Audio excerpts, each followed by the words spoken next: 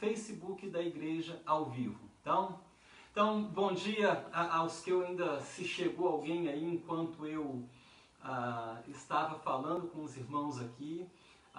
Bom dia àqueles que vão ir chegando aos poucos aí no Facebook aí.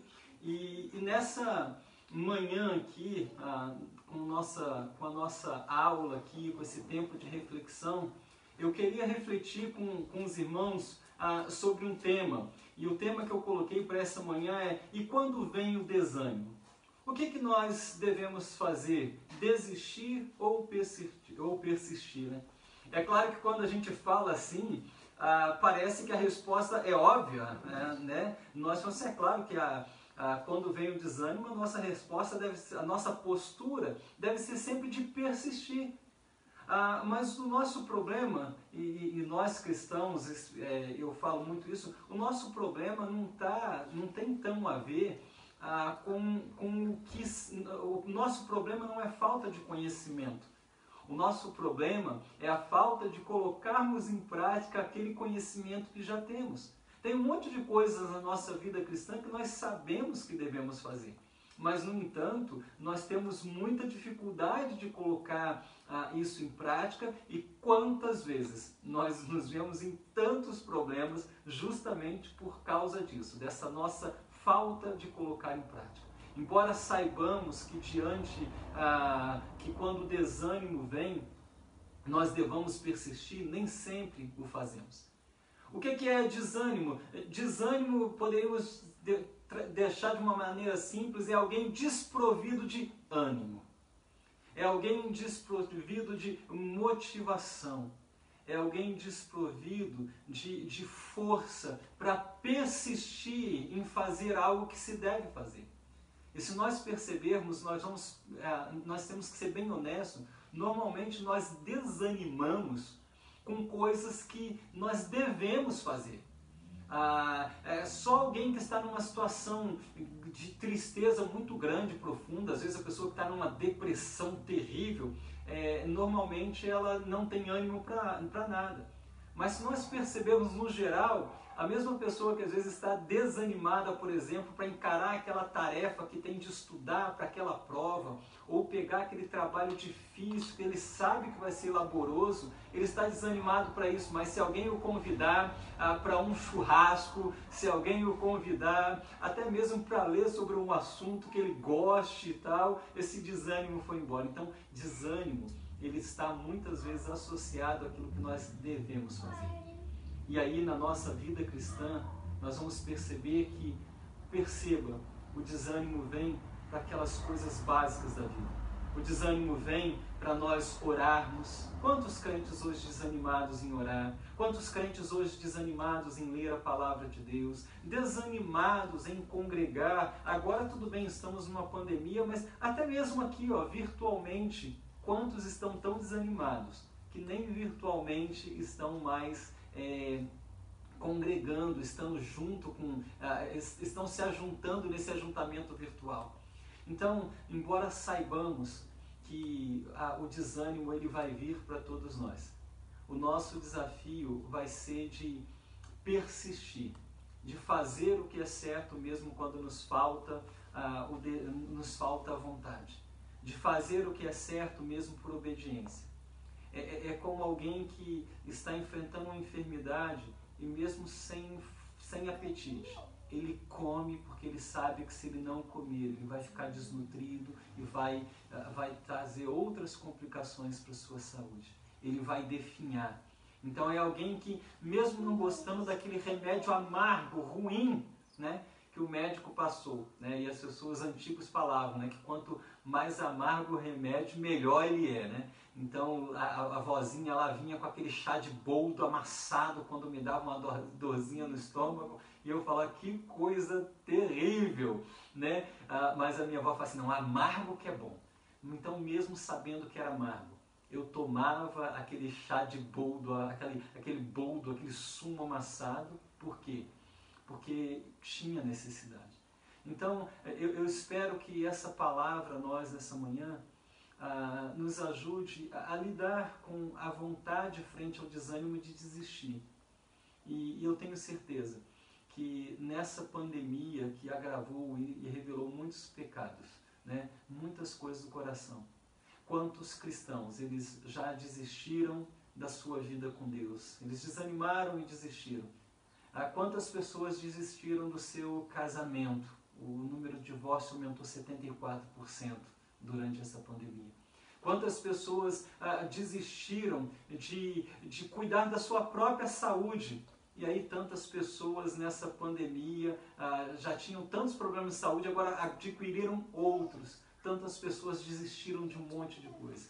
E aí nessa manhã eu queria refletir de quando vem o desânimo, eu queria propor 3 pontos importantes para nós lidarmos adequadamente com o desânimo, para que nós não venhamos a desistir, e sim a persistir naquilo que nós devemos fazer. E aí nós vamos olhar para vários textos bíblicos aqui, e eu quero considerar com os irmãos alguns desses textos bíblicos, né? E a primeira atitude nossa em momento que nós estamos desanimados, a primeira postura nossa, ela deve ser, preste atenção nisso, meu primeiro conselho quando vier o desânimo na sua vida é: não ouça o seu coração, instrua ele. Então, a primeira postura frente ao desânimo é: não ouça o seu coração, instrua ele. Porque quando estamos desanimados, irmãos, preste bem atenção, quando nós estamos desanimados, a nossa postura sempre será de pegar o caminho mais fácil. Quando um pai e uma mãe está desanimado frente à postura dos filhos, por exemplo, seja ele de que tamanho de posturas erradas e tal, e ele está desanimado com isso, eu já falei e tal, a tendência, o conselho que o coração desanimado dá a esse pai, a essa mãe é: desista, sabe? Quando crescer melhora, quando virar jovem aprende, quando tomar uma na cabeça vai aprender, desista. E o conselho de um coração desanimado, por exemplo, nessa circunstância é: desista, deixa para lá.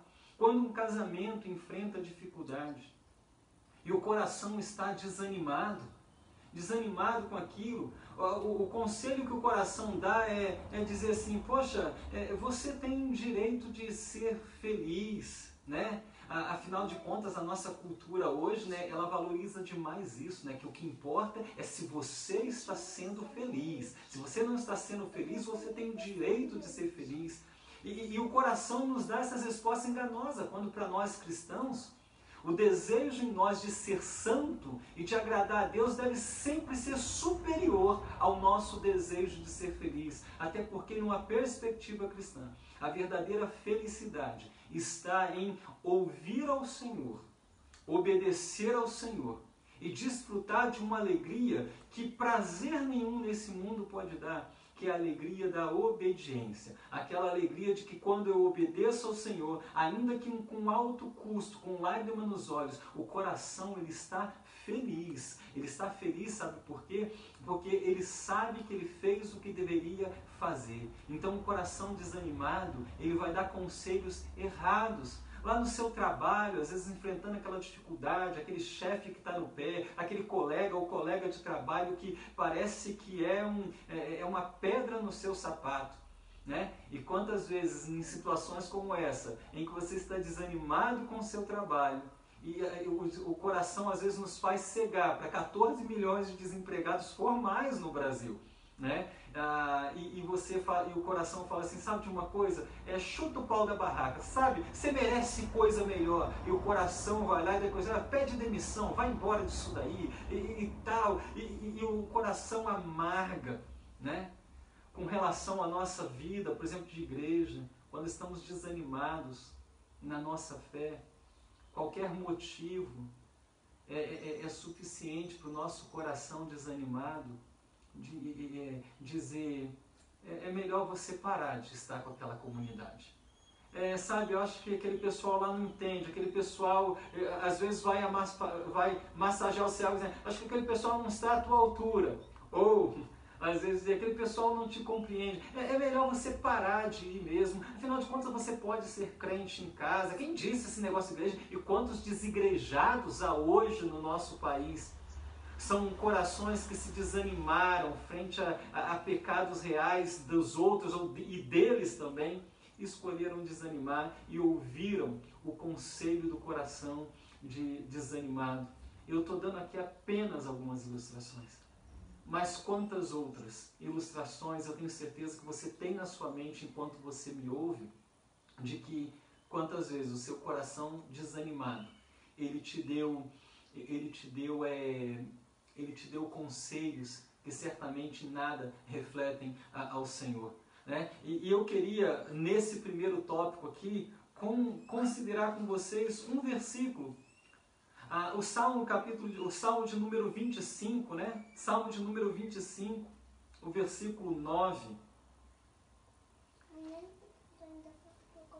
Falando dessa parte, né? Então eu disse, a primeira frase, a primeira parte da minha afirmação quando vem o desânimo é: não ouça seu coração. E eu te dei aqui algumas ilustrações pelo qual você não deve ouvir o seu coração, né? Porque às vezes, por exemplo, eu falei de coisas bem negativas, mas às vezes no teu coração, você estando desanimado, ele pode te dar um conselho para você gastar ou ter algo e te fazer acreditar que se você tiver isso, esse desânimo vai passar, né? Compra um carro novo, compra uma TV nova, sabe? Consuma mais isso e aquilo e certamente cuide de você. Então é algo gostoso de se ouvir, né? Mas também às vezes é uma fuga de um coração que está desanimado com tantas coisas. E aí o texto, o desafio que fica é para nós podermos não ouvir o nosso coração. E a segunda proposta, então, dentro da primeira mesmo, então não ouça o seu coração, instrua o seu coração. E como é que você vai instruir o seu coração? Como é que você pode instruir o seu coração para você garantir que você não vai instruir ele errado? Porque queira ou não, você que está me ouvindo, o seu coração está sendo instruído a todos os momentos. As decisões que você toma têm a ver com as instruções que o seu coração recebeu e com as instruções que você se apegou. Mas como que é que nós temos instruído o nosso coração? Nós temos instruído o coração com os especialistas da TV, com o que diz respeito ao exemplo que eu dei de casamento. Será que são eles que têm instruído a nossa vida? Será que nós temos instruídos a nossa criação de filhos, o nosso conceito de família, com aquilo que os especialistas da mídia dizem a respeito disso? Será que eu tenho instruído o meu coração? De qual é a fonte de instrução do meu coração? E aí esse salmo aqui, ele nos mostra qual deve ser a fonte da instrução do nosso coração. E o salmista, ele está dizendo aqui, de maneira bem clara para nós aí, que o Salmo 25, o versículo 9 diz assim: guia os humildes na justiça e ensina-lhes seu caminho. E percebe isso? Eu vou pedir para os irmãos que não estão falando agora, deixa o microfone no mudo aí, porque senão atrapalha aqui. Só abre o seu microfone na hora que você for falar, tá bom? Que aí senão dá um eco aqui e fica ruim aqui a gravação. Perceba o que o salmista está dizendo. Olha aqui no Salmo 25, versículo 9. Mas vamos ler o versículo 8 ainda. Olha o que diz o versículo 8. Diz assim: o Senhor é bom e justo, mostra o caminho correto aos que se desviam. Então perceba, eu posso, não importa o momento em que eu esteja na minha vida, eu posso voltar-me para o Senhor e Ele vai me mostrar o caminho correto. Ele vai me instruir de maneira correta, sabe? E Ele vai me mostrar o caminho onde eu me desviei e Ele vai me instruir de maneira correta. Guia os humildes na justiça e ensina-lhes os seus caminhos. E perceba, para recebermos a instrução do Senhor, nós necessitamos de humildade. Nós precisamos reconhecer que nós não sabemos de tudo, nós precisamos reconhecer da nossa incapacidade de fazermos as coisas certas o tempo todo. Aliás, é um grande desafio sempre. E eu preciso ter humildade, porque o salmista está dizendo: o Senhor guia os humildes na justiça e ensina-lhes o seu caminho, o caminho dele. E aí, eu estou me recordando, eu não anotei aqui, mas eu acho que é esse, o Salmo 32, quando o salmista Davi, ele reconhece o seu pecado e a felicidade em que ele está, porque ele foi perdoado pelo Senhor. No Salmo 32, o salmista ele é até bem duro, e se referindo à própria situação dele, ele é bem duro e nos traz um alerta. O Salmo 32, o versículo 8, ele diz o seguinte: o Senhor diz, depois dele falar com o Senhor fala com ele: eu o guiarei pelo melhor caminho para a sua vida, lhe darei conselhos e cuidarei de você. Em algumas versões estará lá: guiar-te-ei e instruir-te-ei o caminho que deves seguir, e debaixo dos meus olhos te darei conselho. E aí ele fala algo que é duro: não sejam como o cavalo ou a mula, que não têm entendimento e precisam de freios e rédeas para ser controlados. Ele está dizendo que nós não devemos, comparando com os animais, seguirmos os nossos próprios instintos, porque seguir o coração é seguir os nossos instintos pecaminosos. Nós precisamos instruir o nosso coração para que ele se adapte, se molde a Deus. E o salmista diz que depois que ele confessou o seu pecado, depois que ele reconhece toda a burrada que ele fez, Deus se volta para ele e fala assim: instruir-te-ei e ensinar-te-ei. E debaixo da minha vida eu te darei conselho. Eu vou te ensinar qual é o caminho que você deve seguir. Que promessa maravilhosa. Então, meu irmão, minha irmã, você que me ouve em algum momento, eu entendo que às vezes o desânimo vem. Quantas vezes eu já desanimei e eu tenho certeza que outras ainda eu vou desanimar. Mas quando você estiver desanimado, tome muito cuidado com as decisões que você vai tomar. Porque a probabilidade de você tomar uma decisão errada, frente a uma dificuldade, e ao desânimo da sua vida, a chance de você tomar uma decisão errada, irmãos, é de 99,99%. E esse 0,01% aí é a graça de Deus, é o freio de Deus. Então, diante das dificuldades, do desânimo, não escute o seu coração. As novelas, os filmes, passa sempre aquela cena com aquela música melódica, bonita de fundo, e vem aquela frase assim: mas o que diz seu coração? Ouça o seu coração. Eu colocaria nessa frase embaixo assim: ouça o seu coração, assinado diabo. Porque se você quiser arrebentar com a sua vida, com a vida da sua família, com a vida das pessoas à sua volta, com a sua própria vida com Deus, ouça seu coração. Ouça, e você vai ver que ele vai te ensinar a caminhar para longe de Deus. Agora, se você quer realmente enfrentar o desânimo para não desistir e persistir, então não ouça o seu coração, instrua ele, e certamente você experimentará de bênção sobre a sua vida. Então, para fechar esse primeiro momento aqui, eu gosto muito, e eu coloquei aqui uma fala de uma autora que eu gosto bastante, Cora Coralina, né? E ela, uma grande mulher de Deus, vale a pena você ler os escritos dessa mulher. Cora Coralina, ela tem uma frase dela que ela coloca o seguinte: mesmo quando tudo parece desabar, cabe a mim decidir entre rir ou chorar, ir ou ficar, desistir ou lutar. Porque descobri, no caminho incerto da vida, que o mais importante é o decidir. É uma decisão.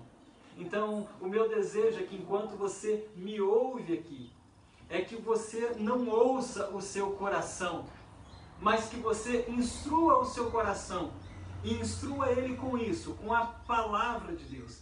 A segunda postura que nós devemos tomar frente ao desânimo para que possamos persistir e não desistir é: alimente a sua alma com a esperança trazida pelas Escrituras. Irmãos, por que eu coloquei essa ideia de que alimente a sua alma com a esperança trazida pelas Escrituras? Sabe por que eu estou colocando isso? Porque nós sempre estaremos nos apegando a algo que nos traga alguma esperança. No meio dessa pandemia, há aqueles que estão totalmente apegados e cuja toda a esperança agora está na questão da vacina. Mas no mundo inteiro nós estamos vindo, porque há um mundo inteiro doente precisando de vacina e não tem vacina para todo mundo. E as pessoas cuja única esperança delas esteja na vacina, elas estão muito inquietas, ansiosas, amedrontadas. Há pessoas que têm colocado toda a sua esperança em medicações, né? Há pessoas que têm até mesmo colocado toda a sua esperança dizendo assim, não, isso tudo vai passar. Logo, logo vai passar. Não. E fica meio que tentando ignorar, às vezes negar a situação para que tenha um pouco de esperança e a alma não amargue, não adoeça. Mas, irmãos, nós devemos sim, eu olho e oro para que as vacinas alcancem a todos logo, muito em breve. Eu oro para que se descubram novos medicamentos que possam, enquanto as vacinas não vão se confirmando aí e tendo disponibilidade para todos, para que as pessoas parem de morrer. Eu sofro, enquanto eu falo com vocês, eu tenho amigos que estão na UTI, e que eu não sei como é que vai ser. Tenho amigos que estão internados, parentes que estão doentes. Então eu não sei. Então eu também oro para isso. Eu gosto de pensar nas vacinas, em medicações, em médicos descobrindo novas terapias de cuidar das pessoas. Né, para que as pessoas possam, com menos medo, trabalhar, ganhar o seu pão, e tantas dificuldades que tem isso. É claro, irmãos, eu não negligencio isso. Mas, irmãos, nós precisamos nos apegar, porque tudo isso aqui, todas essas coisas podem falhar. Então eu preciso alimentar a minha alma com a esperança trazida pelas Escrituras. Porque nós enfrentamos dilemas e lutas, e eu tenho certeza que você me ouve, está desanimado com alguma coisa. Talvez você esteja desanimado com a sua própria família, você esteja desanimado com o seu casamento, com o seu cônjuge, você esteja desanimado com o seu trabalho, você esteja desanimado com esse mundo caído e tanta maldade, tanta coisa acontecendo. E o que fazer para nós não amargarmos, não mergulharmos em uma tristeza profunda, ou às vezes em desesperança tão grande que quantas pessoas, por exemplo, nessa pandemia, o número de suicídio aumentou em mais de 30%. E aí, irmãos, o conselho que a Bíblia nos dá é: alimente a sua alma com a esperança trazida pelas Escrituras. E aí eu quero olhar com vocês para alguns textos aqui. O primeiro texto que eu gostaria de olhar com vocês é um texto famosíssimo, Lamentações de Jeremias. Lamentações de Jeremias, capítulo 3, versículo 22. O livro de Lamentações, só para nós entendermos um pouquinho o contexto, o profeta Jeremias, ele é um profeta que ele alerta o povo de Deus, o povo de Israel, a respeito dos seus pecados, a respeito das quebras de aliança que eles vinham tendo. E Jeremias, ele chora porque o povo não ouve a palavra do Senhor. O povo estava sempre buscando outras coisas, outros deuses, estavam indiferentes à voz do Senhor, às exortações do Senhor. O povo estava preso na sua religiosidade, achava porque lá tinha um templo, Deus nunca destruiria aquela cidade, né? Porque nós somos religiosos, né? E Jeremias, ele sofre, e Deus cumpre a sua promessa. Ele disciplina esse povo vai para o cativeiro babilônico, e a cidade ela é totalmente roubada, a cidade ela é totalmente saqueada, o templo é queimado, os mais novos são levados embora, e aí o que acontece? A cidade, a visão que Jeremias tem quando ele escreve essa carta é de uma cidade que está deserta, só ficou na cidade os velhos e os doentes. Ele olha para o templo, as portas do templo estão queimadas, o templo foi saqueado, os utensílios foram roubados, sabe? E é nesse momento em que Jeremias ele escreve o livro de Lamentações. Um livro lindo e maravilhoso que em breve, quem sabe, nós não façamos uma série de exposições bíblicas sobre ele. Mas nesse capítulo 3, Jeremias, mesmo em meio a esse caos, a esse desânimo todo, ele revela a sua esperança no Senhor. E a esperança que ele tem no Senhor não tem a ver com o mérito do povo, que ele reconhece que o povo não tem mérito algum, de que o povo não tem mérito algum, de que o povo não tem obedecido ao Senhor. E aí a esperança que Jeremias tem está baseada na fidelidade, na palavra desse Deus que não mente, desse Deus que não volta atrás. E aí capítulo 3, versículo 22, ele diz assim: o amor do Senhor não tem fim, suas misericórdias são inesgotáveis, grande é a tua fidelidade, suas misericórdias se renovam a cada manhã. Digo a mim mesmo, o Senhor é minha porção, por isso esperarei nele. O Senhor é bom para os que dependem dele, para os que o buscam. Portanto, é bom esperar em silêncio pela salvação do Senhor.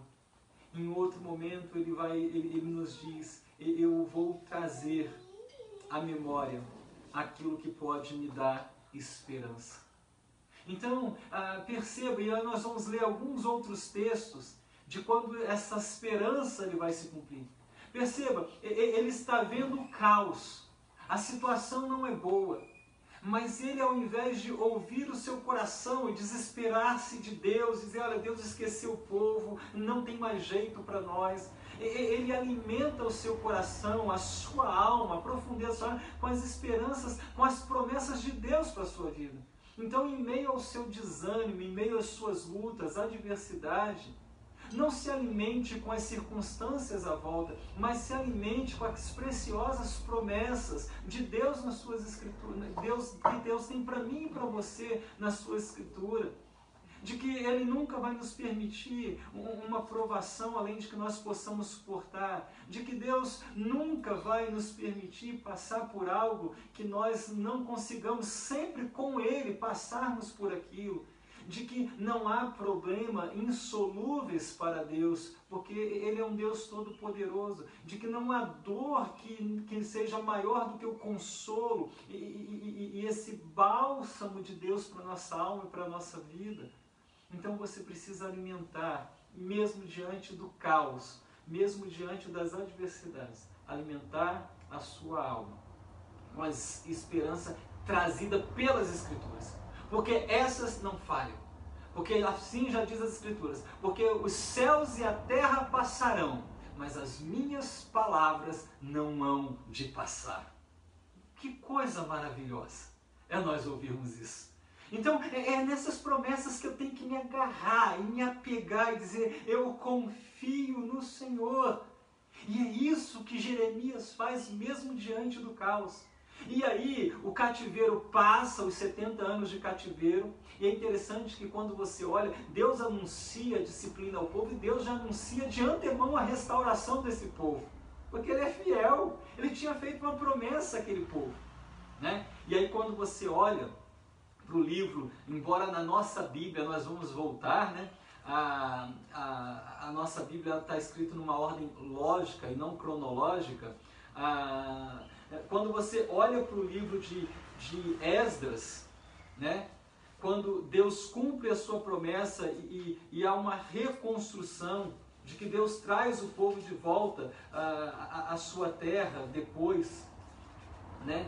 Para reconstruir, e agora o templo é reconstruído, a religião, o culto é restaurado, né? E aí é interessante que Esdras, sacerdote, homem temente a Deus, que também sofreu com isso tudo, né? Esdras capítulo 9, o versículo 9, olha o que Esdras faz orando, é uma oração que Esdras faz. E a oração dele, ele lembra: éramos escravos, mas em seu amor leal, nosso Deus não nos abandonou na escravidão. Em vez disso, fez os reis da Pérsia nos tratarem com bondade. Ele renovou as nossas forças para que reconstruíssemos o templo de nosso Deus e restaurássemos suas ruínas. Deu-nos um muro de proteção em Judá e em Jerusalém. Olha o que ele está falando, ele está dizendo, nós éramos escravos, mas Deus foi fiel às suas promessas e ele nos restaurou. Olha o versículo 15. No versículo 15, terminando a oração, e aí ele vai dizer, e mesmo sendo debaixo de disciplina, até no período da disciplina, nós ainda pecamos contra o Senhor. Sabe aquela ideia de quem não vem pelo amor, não vem pela dor, irmãos? Isso não é verdade, né? E aí ele está dizendo, ele relembra que mesmo debaixo de disciplina o povo desobedeceu, quebrou a lei. Mas no versículo 15 ele fala assim, ó Senhor, Deus de Israel, Tu és justo. Aqui estamos diante de Ti com a nossa culpa, um mero remanescente que escapou, né? Embora, por sermos culpados, nenhum de nós tem o direito de estar em Tua presença. Olha o que ele está falando. Ele está dizendo, Senhor, nós sabemos, nenhum de nós somos culpados, pecadores, nenhum de nós merece estar na Tua presença, mas ele reconhece essas promessas de um Deus fiel e de um Deus amoroso. Quantas vezes em meio ao nosso desânimo, até mesmo a nossa oração ela perde a força e o vigor, porque nós somos enganados pelo diabo ou pela nossa própria consciência pecaminosa. Nós somos enganados dizendo assim, olha, não perca o seu tempo orando, você tem pisado muito na bola. Por que você acha que Deus te ouviria? Sabe, você está assim nessa situação, por culpa tua. E sim, irmão, muitas vezes nós estamos em situações difíceis por nossa culpa. Mas esse é o Deus das Escrituras. É um Deus que, como dizia um querido professor meu do seminário, que já desfruta da presença de Cristo, ele é um Deus que nos disciplina em justiça, sempre, mas ele nos restaura em amor, por causa da fidelidade dele. O nosso Deus não mente, viu? Você que está desanimado me ouvindo, você que fez um monte de como diz o pessoal, de burrada, decisões erradas, precipitadas, está desanimado e você tem perdido até mesmo o ânimo de orar. Se volte para o Senhor. Ele vai te ouvir não porque você seja bom, não porque você e eu mereçamos, mas porque o amor dele é fiel, é leal. E aí um último texto que eu gostaria de considerar nesse alimentar é o texto de Malaquias 3:6. O povo continua quebrando, mas perceba, olha o que o profeta Malaquias fala ao povo. Malaquias capítulo 3, o último livro do Antigo Testamento, versículo 6. Ele diz o seguinte: Eu sou o Senhor e não mudo. Por isso vocês, descendentes de Jacó, ainda não foram destruídos. Eu sou o Senhor e eu não mudo. Por isso vocês não foram ainda destruídos. Então, em meio ao desânimo, lembre-se de que o Senhor não muda. Você que confiou a sua vida um dia a Cristo, e Cristo habita em seu coração, você foi selado com o Espírito Santo. Deus, você pode chamá-lo de Pai, e Ele não muda. Ele te ama, e o amor dele vai levá-lo a discipliná-lo tantas vezes. O amor dele vai levá-lo a repreendê-lo e a castigá-lo. Eis que eu disciplino e castigo todos quanto amo, e a todos quanto tenho por filho, diz Hebreus. Mas o amor dele sempre vai restaurar. A fidelidade dele a ele mesmo sempre vai fazer com que, quando você clamá-lo e buscá-lo, em nome de Jesus, ele vai se voltar para você e ele vai te ouvir. Então, não ouça o seu coração, instrua. Segundo lugar, alimente a sua alma com a esperança trazida pelas Escrituras, né? E em terceiro e último lugar, para encerrarmos, caminharmos aí para o final de nossa reflexão aqui, persista na oração. E o texto básico aqui, eu vou ler alguns, mas o texto básico aqui é 1 Tessalonicenses 5,17, onde o autor diz: orai sem cessar.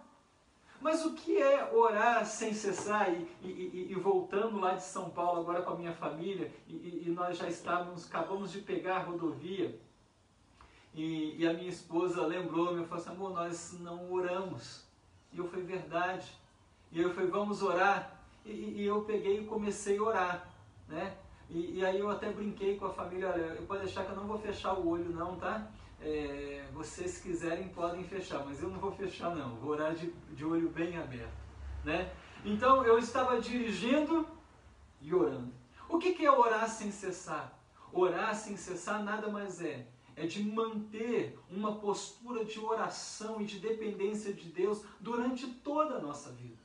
Não só apenas quando uma doença terrível chega, não apenas quando um problema que eu não consigo lidar se apresenta, não, mas manter uma postura de oração constante. Porque alguém já disse que a oração é aquele encontro da nossa alma com Deus. É na oração em que eu falo com Deus do que está no mais íntimo do meu coração. Eu falo com o meu Deus e eu posso chamá-lo de Pai. Lembra? É por isso que nós clamamos Abba Pai, né? Pai, Paizinho. Eu posso falar com Ele dos meus anseios, dos meus receios, dos meus medos, reconhecer minhas fraquezas, minhas limitações. E dizer para o Senhor o quão desanimado está o meu coração. E dizer: Senhor, eu estou desanimado. Eu lembro que uma vez eu comecei uma oração. E eu falei assim: Senhor, eu estou aqui orando porque eu fui ensinado a respeito disso. Mas, Senhor, eu nem sei se a minha oração vai passar desse teto. Eu nem sei se o Senhor vai me ouvir. Porque nós às vezes criamos a ideia de que oração boa e que Deus ouviu foi aquela que eu senti alguma coisa. Deus não, nenhum filho dele que ora a Ele, nenhuma oração Deus deixa de ouvir. Nenhuma lágrima passa desapercebida. O salmista Davi vai falar isso num dos salmos, no Salmo 25, onde ele fala: Senhor, por acaso todas as minhas lágrimas o Senhor não recolhes no teu odre? Então, ou seja, nenhuma oração minha passa desapercebida ao Senhor. Deus ouvir a minha oração não está condicionado se eu senti um arrepio ou se eu me emocionei. Não importa o que você sentiu. O que importa é que a Bíblia diz que você orando, Deus te ouve. Creia nisso, nessa promessa de Deus para a sua vida. E eu lembro que essa oração comecei com: Senhor, eu nem sei se o Senhor está de fato me ouvindo. Eu tenho feito tantas burradas. E eu lembro que foi assim. Mas eu fui persistindo, e como foi diferente a maneira com que eu terminei aquela oração. Porque eu terminei aquela oração grato ao Senhor, acreditando que Ele tinha me ouvido, não porque eu merecia. Esdras nos dá essa lição, não porque eu estava sentindo nada, porque eu não estava, mas porque Ele é fiel à sua própria palavra. Então, meu irmão, minha irmã, persista na oração. 1 Tessalonicenses 5,17. Um outro texto que eu queria considerar com vocês aqui, falando sobre essa questão, é Efésios. O livro de Efésios, capítulo 6, versículo 18. Se você está me acompanhando aí, quer abrir, Efésios, capítulo 6, 18. Paulo falando a respeito aí dessa armadura de Deus, de que a nossa luta ela não era carnal, né? De que as nossas armas não eram carnais.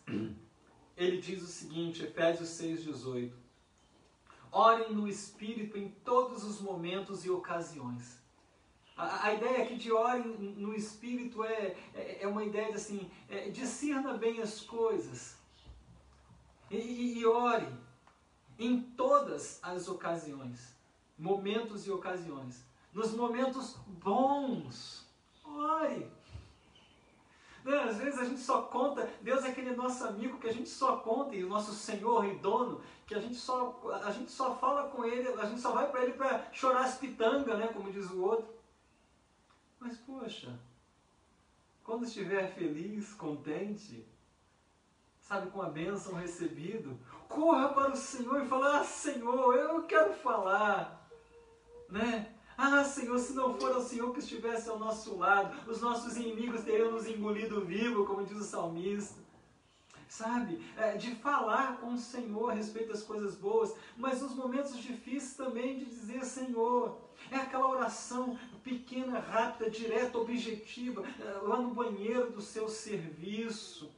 Sabe, a todo lugar que um cristão chegar e invocar o nome do Senhor, ali a presença do Senhor, ali o Senhor se faz presente e ali se torna um local de adoração, um local de culto ao Senhor.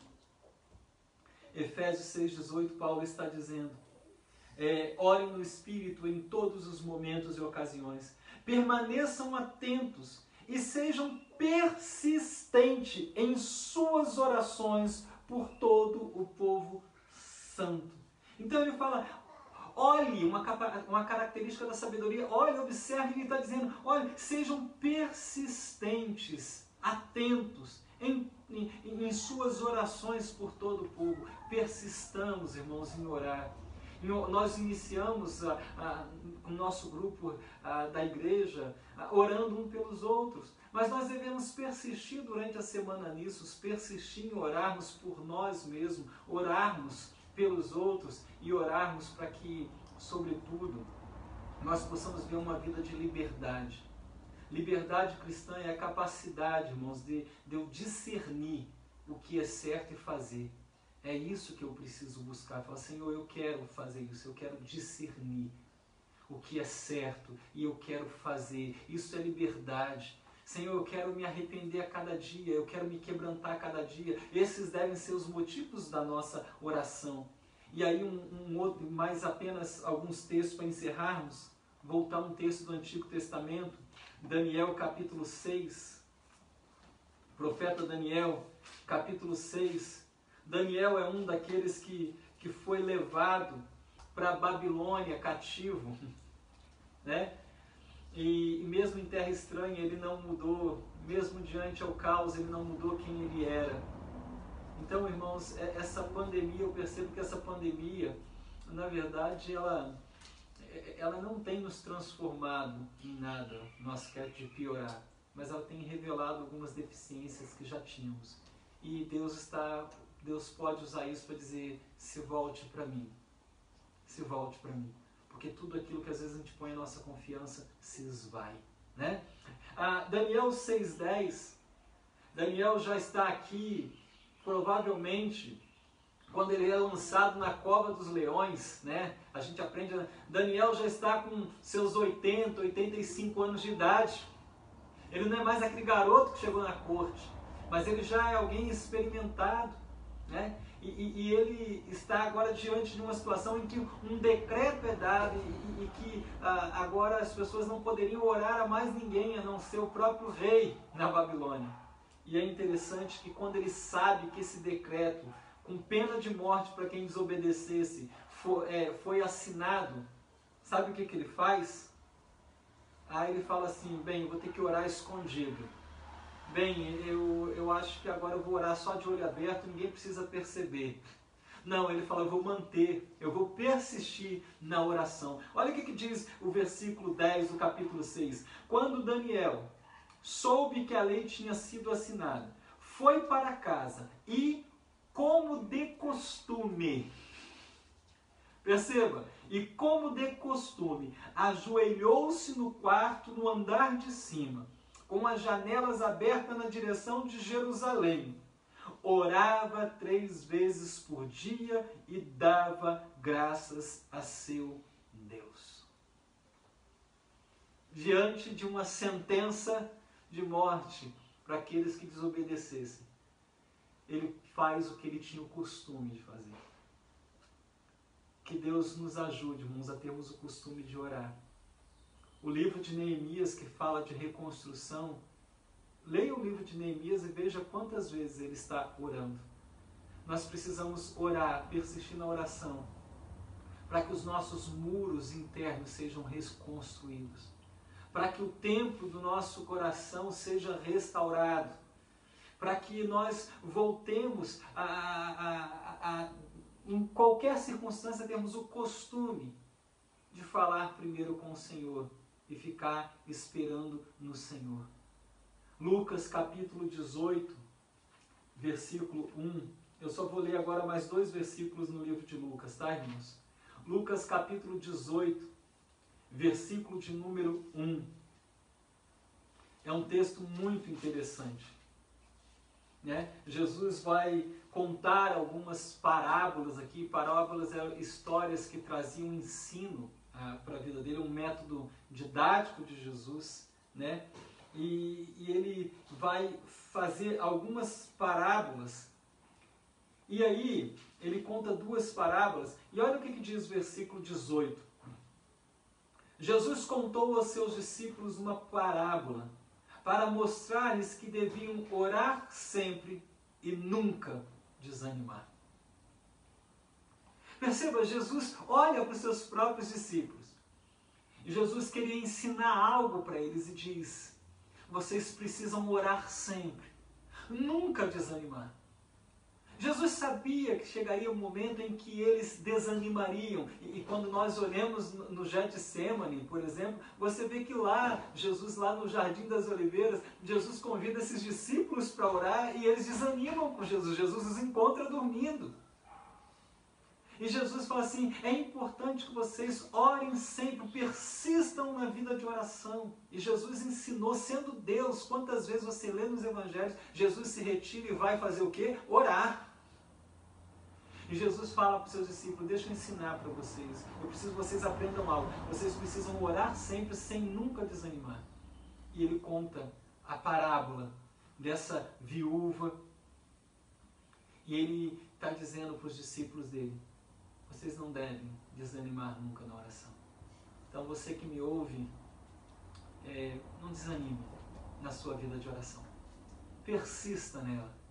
E aí um último texto em Lucas 21, 36,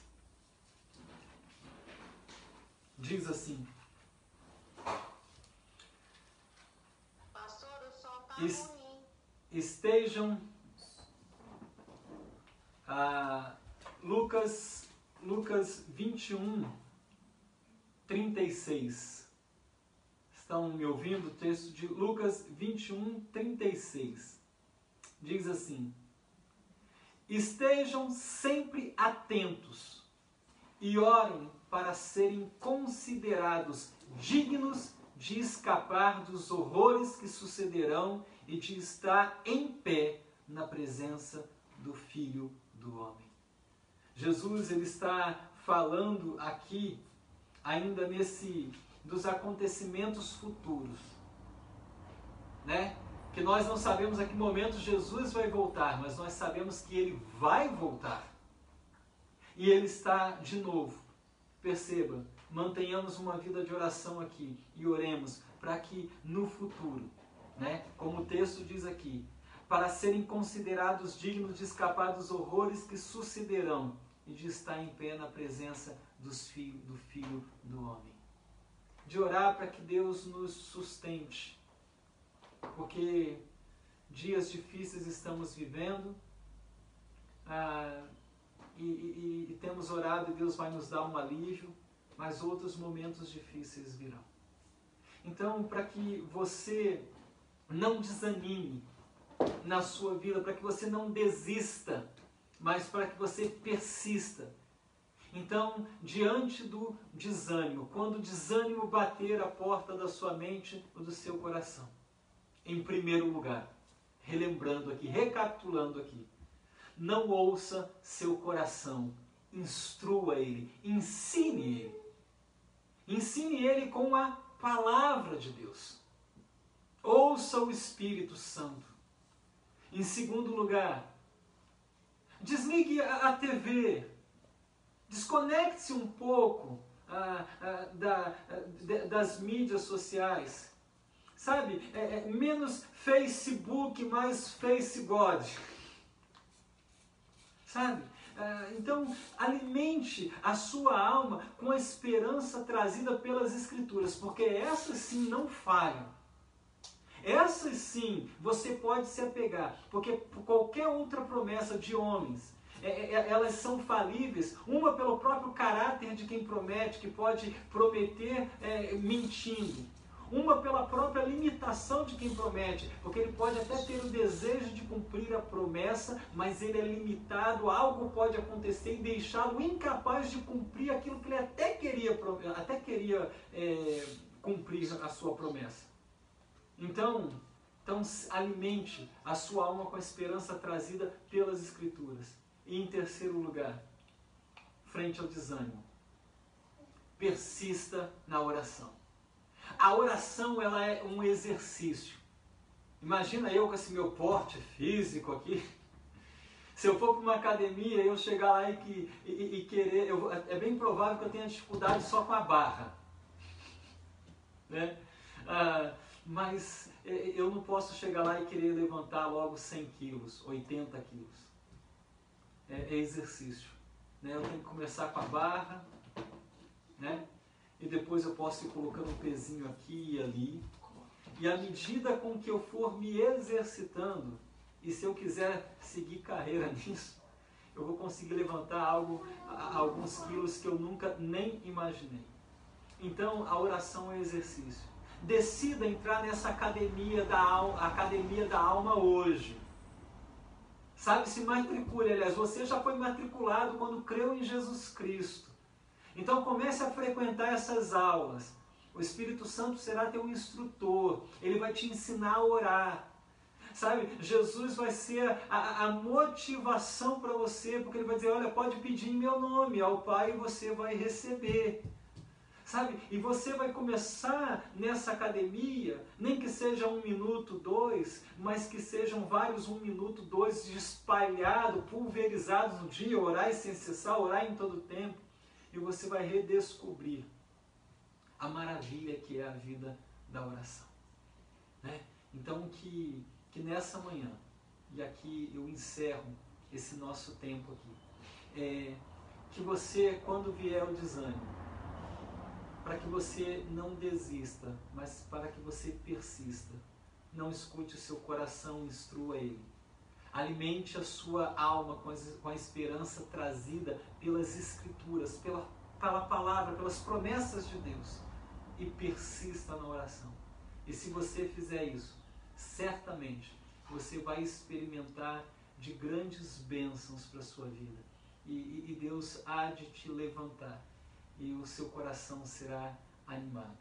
Então que Deus abençoe a sua vida aí. Você que esteve conosco aí aqui no Facebook até esse momento, que Deus abençoe a sua vida, a sua alma e que Ele lhe anime, que o Senhor te redobre o ânimo. Deus abençoe a sua vida aí então. Amém?